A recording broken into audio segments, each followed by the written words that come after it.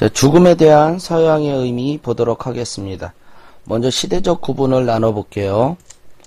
자, 고대랑 현대로 나눠집니다. 자, 그래서 고대에서 두 사람을 공부해야 되는데 이성을 중시하는 사조와 경험을 중시하는 사조, 일단 이렇게 구분을 그렇게 나누는 거예요. 자, 서양 그래가지고 이제 고대로 한번 잡아보고, 고대로 잡으니까 이제 두 가지 철학의 사조가 있는 거죠. 이성과 경험. 그러니까 이성과 경험 나누고 대표적인 사람 찾아보는 거죠. 그래서 경험으로 에피쿠로스, 자, 이성으로 대표주자 그냥 플라톤 하나 넣어서 대비시켜 단원이 만들어진 겁니다.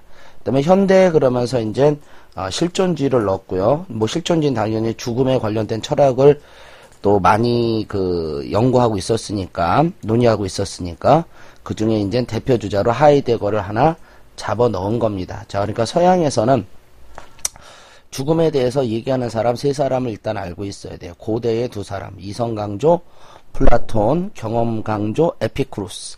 그다음에 현대, 자, 죽음의 철학으로서 실존주의 하이데거. 자, 플라톤 볼게요. 일단 플라톤은 이데아론을 제시했습니다. 자, 이상세계로서 이데아론을 제시하면서 이상과 현실을 나눠서 보는 이원론의 시각이었어요. 즉, 현실과 이상을 나눠봤습니다. 자, 이상을 이데아로 봤고요. 자, 현실은 뭔가 그림 한번 만들어 봤습니다. 이 별을 둘러싼 뭐가 있죠? 그리고 이것이 벗어진 상태. 그러니까 현실은 이걸 둘러싼 어떤 감옥 같은 사회, 감옥 같은 현실, 그것에서 벗어난 게 이데아라고 바라봤습니다. 그래서 죽음은 이렇게 말했죠. 현실의 저급한 육체에 갇혀있던 영혼이, 요걸 영혼으로 한번 보면 되겠죠. 자, 이 영혼이 현실에서 저급한 육체에 갇혀 있었습니다. 자, 이런 영혼이 일종의 감옥 같은 데서 벗어난다. 그래서 어디로? 불멸의 이데아로 회귀하는 것, 이걸 죽음으로 바라봤습니다. 자, 이렇게 쭉 벗어난다고 한번 화살표를 넣은 거죠. 자, 그래서 이 플라톤은 이 현실에서의 육체적 활동을 굉장히 부정적으로 바라봤어요. 자, 그러면서 정신적 활동, 즉 영혼의 활동을 강조했고, 죽음은 영혼이 육체로부터 해방되는 것이며, 자, 그 다음에 죽음 이후 순수한 진실을 알게 될 것이다. 그래서 진정한 지혜를 알게 될 것이다. 이렇게 바라봤습니다. 이 문장 알아주시고요. 이원론 알아주시고, 에피쿠로스는 일단 경험론이라는 걸 좀 알고 들어가 주시면 좋아요. 자, 죽음이란 의식, 감각이 소멸되어 고통이 없어지는 상태. 자, 감각이 없어지고 고통이 없어지는 상태다. 자, 문장 볼게요. 우리는 살아있거나 죽어있거나 둘 중에 하나이다. 살아있는 상태에서는 아직 죽음을 경험하지 못하였고, 그러니까 경험하지 못했으니까 두려워할 필요가 없는 거죠. 죽음은 죽은 상태에선 더 이상 의식이 없으므로 죽음을 경험하지 못하죠. 그리고 죽음은 인간에게서 아무것도 아니다. 즉, 우리가 죽기 전에는 죽음을 경험하지 못했고요. 죽은 이후에는 의식이 없기 때문에 죽음을 경험할 수 없고, 그러므로 죽음을 두려워할 필요가 없다. 둘 다 그래서 공통점이 들어갑니다. 죽음을 두려워할 필요가 없다. 일단 에피쿠로스 이 문장에서 죽음을 두려워할 필요가 없다 나왔고요. 플라톤에선 저급한 육체가 불멸의 이데아로 회귀하는 게 죽음이니까 당연히 죽음을 긍정적으로 바라봤죠. 그러므로 죽음을 두려워할 필요가 없다. 자, 현실 하이데거 보겠습니다. 자, 하이데거는 인간입니다.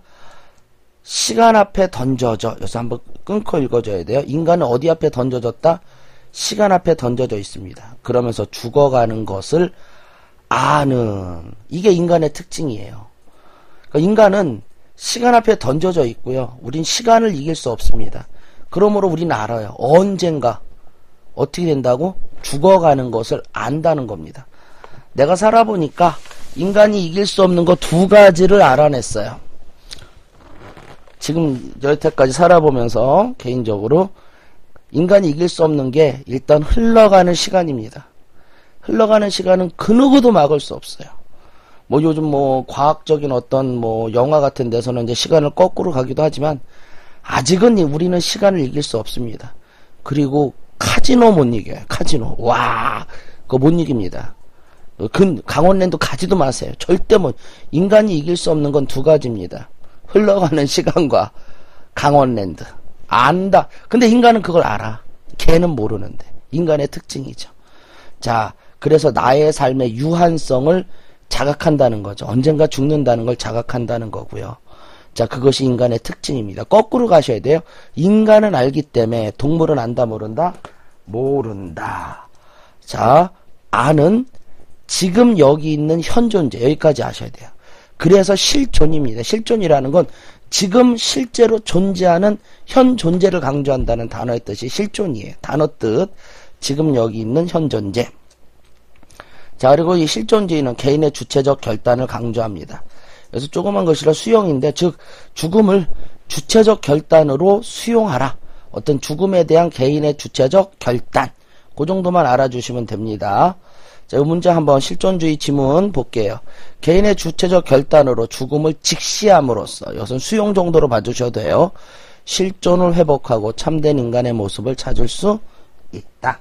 자, 여기까지가 서양에서 바라본 죽음의 시각입니다. 자, 동양에서 죽음의 의미 보도록 하겠습니다. 자, 먼저 동양에서 유교, 불교, 도교 한번 세 개로 나눠서 봐야 돼요. 자, 유교에서 공자 보겠습니다. 공자는 삶과 죽음 중에 삶을 더 중시 여겼습니다. 즉 사후 세계보다는 현실 세계를 더 강조했어요. 자, 그러니까 귀신을 섬기기보다는 사람을 섬기기를 더 강조하신 분이 공자입니다. 뭐 예를 들면 이제 우화를 들면은 제자가 이제 이것저것 물어보다 자꾸 공자한테 사후 세계를 물어봤어요. 그러다 공자한테 돼지게 혼났답니다. 닥쳐. 내가 현실도 모르거늘 내 어찌 사후 세계를 알겠느냐. 맞죠? 현실도 내가 모르는 걸 어찌 사후 세계를 알겠느냐. 그리고 돼지게 제자가 깨졌답니다. 어쨌든 현실. 그렇다고 해서 뭐 귀신을 아주 무시한 것도 아니고 죽음을 아주 무시한 것도 아닙니다. 어느 정도 죽음을 애도할 필요는 있다. 그래서 우리가 공부하는 상장내. 어쨌든 현세 중심이고요. 자, 죽음은 자연의 과정이지만 애도하는 것은 당연하다. 상장내. 자, 불교 보겠습니다. 요거 보고요. 죽음보단 현실에서의 도덕적 삶을 더 강조하였다. 자, 불교에선 윤회설을 가지고 이해하는 것이 더 좋습니다. 어쨌든 죽음 이후에 또 새로운 삶이 시작된다고 바라보는 게 윤회설이죠. 어쨌든 죽음은 고통입니다. 왜? 생, 노, 병, 사. 자, 마지막에 죽음으로 가니까 죽음은 고통의 원인이에요.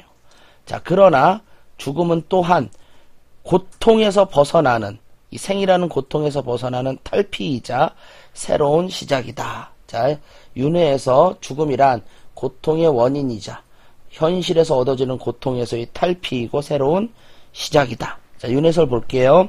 자, 이제 죽었습니다. 이제 가야죠. 자, 가서 옥황상제 만나서 이제 과거의 일들을 따지는 겁니다. 이게 거울이에요.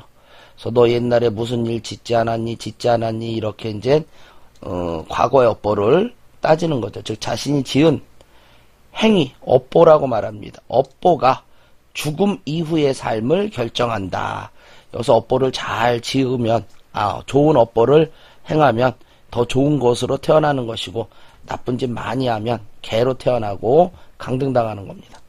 자, 이제 여기서 진짜 업보를 많이 얻고 또 무지와 탐욕을 깨달으면요, 아니에요. 거꾸로 간 겁니다. 나쁜 짓 많이 해서, 또 거꾸로 나왔어요.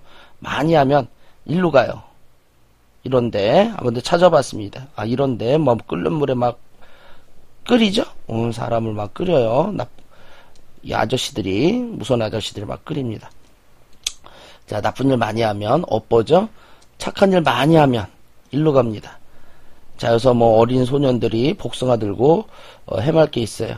근데 그 불교에서 바라보는 어떤 극락이라고 그래야 되나요? 어떤 그런 세상의 어떤 인터넷을 이제 찾아서 그림을 찾았는데, 뭐, 이 정도 그림이에요. 별로 뭐, 복숭아 가지고 별로 즐거울 것도 없는데, 그냥 이 정도 그림들이 나옵니다. 이런데.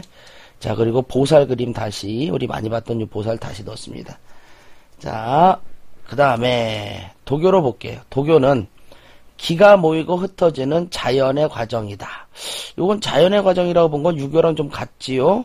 근데 사계절의 순환, 그래서 봄, 여름, 가을, 겨울, 그 다음에 기가 모이고 흩어지는 것, 요 정도 들어가면 도교로 가야 됩니다. 근데 자연의 과정이라고 보는 건 좀 유교랑 비슷해요. 자, 그렇기 때문에 장자는 자, 그저 자연의 과정이기 때문에 삶과 죽음에는 차별이 없다. 자, 좀 세게 나갔죠? 자, 삶과 죽음엔 차별이 없다. 그래서 북장고는 이제 자신의 아내가 죽었을 때, 생과 사도, 인간의 오감에 의한 차별적 지식이다. 차별이 없다. 그래서 북을 치고 장고를 쳤대요. 자, 근데 장자 때의 모습이고요. 조금 아래로 내려가서 이제 장자 이후에 위진 남북조, 그 다음에 더 시간이 지나면요, 자연을 따르는 수련을 강조합니다. 수련 도교가 나타나고요. 그 다음에 불로 장생을 추구하고, 그 다음에 양생, 그 다음에 또 오래 살기 위한 어떤 의학 기술, 그것이 또 우리나라 허준의 동의오포감, 그런 데에도 또 영향을 미쳤습니다. 좀 구분해서 봐주는 것도 중요합니다. 장자 때 가서는, 장자 때쯤 이 당시에는 그저 자연의 과정이며 삶과 죽음에 대한 차별이 없는, 그리고 삶과 죽음은 생과 사는 인간의 오감에 의한 차별적 지식, 그 정도로 바라봤다면, 자, 좀 시간이 지나서 위진남북조 이후에는 불로 장생, 즉 신선이 되는 오래오래 사는 것에 대한 관심을 갖기 시작했다. 좀 뉘앙스가 다르죠?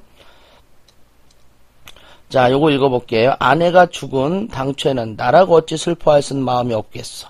그러나 그 원인을 살펴보니 삶과 죽음은 본래 형체가 따로 있는 것이 아니라, 자, 색깔 놓졌죠? 기가 모이고 흩어지는 과정이에요. 기의 변화, 기가 모이고 흩어지는 과정일 뿐이요.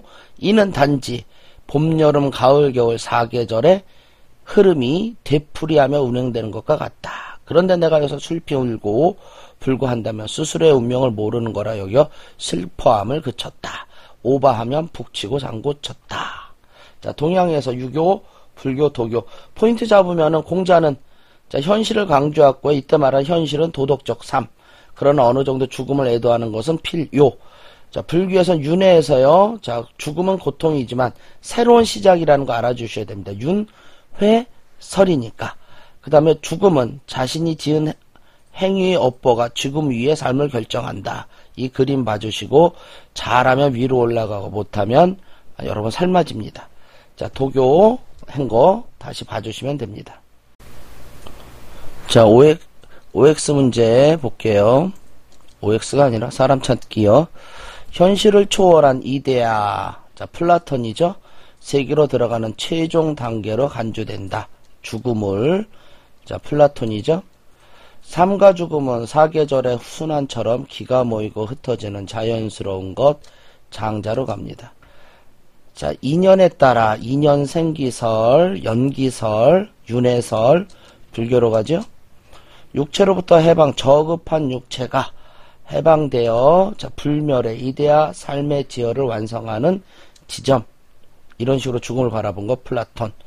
자, 불멸의 영혼이 자, 신으로 돌아간다. 여기서 말하는 건 인격신, 범신 뭐 그런 것이 아니라 죽음은 불멸의 영혼이 이데아로 돌아간다. 그 정도로 봐주시고 플라톤으로 가주십니다. 현실에서 도덕적 삶을 죽음보다 중요시 여겼다. 아까 얘기했던 공자입니다. 자, 삶과 죽음엔 차별이 없으므로 돈워리. 이거 돈워리까지 들어갔으면 아까 고대 그것도 생각해 주면 좋겠죠. 고대 플라톤, 그 다음에 에피쿠루스. 거기서 돈워리 나왔죠. 자, 여기서도 죽음을 두려워하지 말아라. 돈워리. 장자도 돈워리입니다. 돈워리. be happy. 자, 감각을 잃어버린. 자, 경험으로 들어갔죠. 자, 돈워리 나왔고요. 자, 경험. 죽기 이전엔 느끼지 못하고 죽은 이후엔 또 죽음을 느낄 수 없으므로 돈워리. 자, 돈워리로 나가면 에피쿠루스입니다.